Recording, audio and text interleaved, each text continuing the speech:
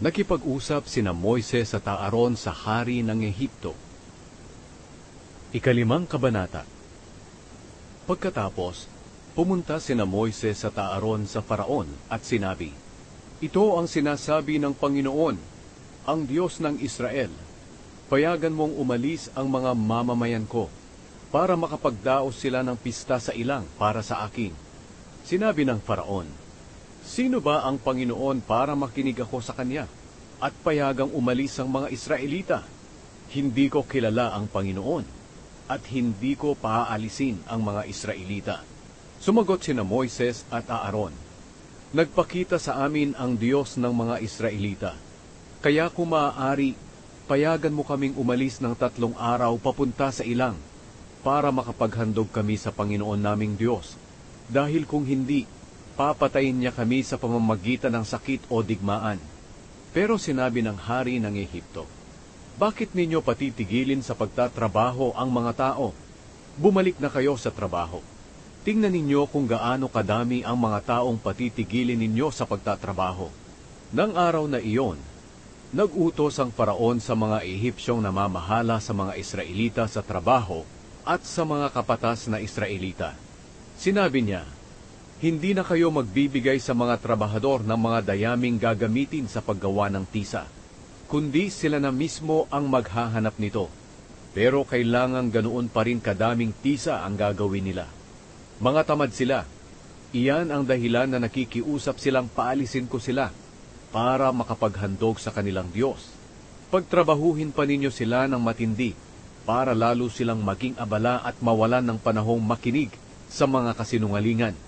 Kaya pinuntahan nila ang mga Israelita at sinabi, "Nagutos ang Faraon na hindi na namin kayo bibigyan ng dayami. Kayo na ang maghahanap nito kahit saan. Pero ganoon pa rin kadaming tisa ang gagawin ninyo."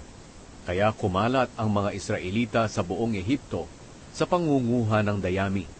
Pinagmamadali sila ng mga namamahala sa kanila at sinasabi, "Dapat ganoon pa rin kadaming tisa ang gagawin ninyo bawat araw, kagaya ng ginagawa ninyo noong binibigyan pa kayo ng dayami."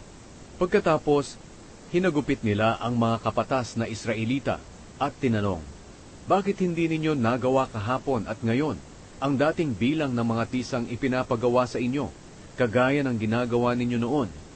Kaya pumunta ang mga kapatas sa Faraon at nagreklamo, "Bakit ganito ang trato nyo sa amin na inyong mga lingkod?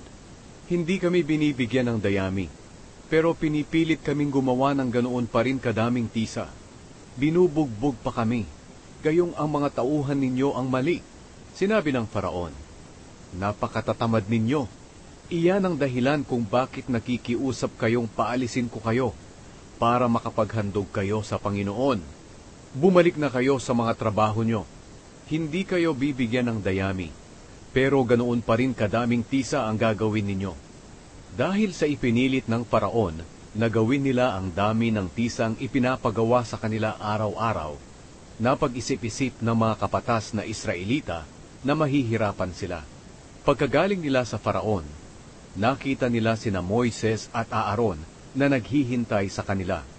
Sinabi nila kina Moises at Aaron, "Parusahan sana kayo ng Panginoon, dahil sa inyo nagalit sa amin ang Faraon at ang mga tauhan niya. Magiging dahilan nila ang ginawa ninyo para patayin kami." Ang pangako ng Diyos na ililigtas ang mga Israelita. Bumalik si Moises sa Panginoon at nanalangin, "O Panginoon, bakit niyo po pinahihirapan ang inyong mga mamamayan? Bakit pa ninyo ako isinugo sa kanila? Mula nang sinabi ko sa Faraon ang mensahe ninyo, lalo pa niyang pinagmalupitan ang inyong mga mamamayan, at hindi niyo man lang sila iniligtas."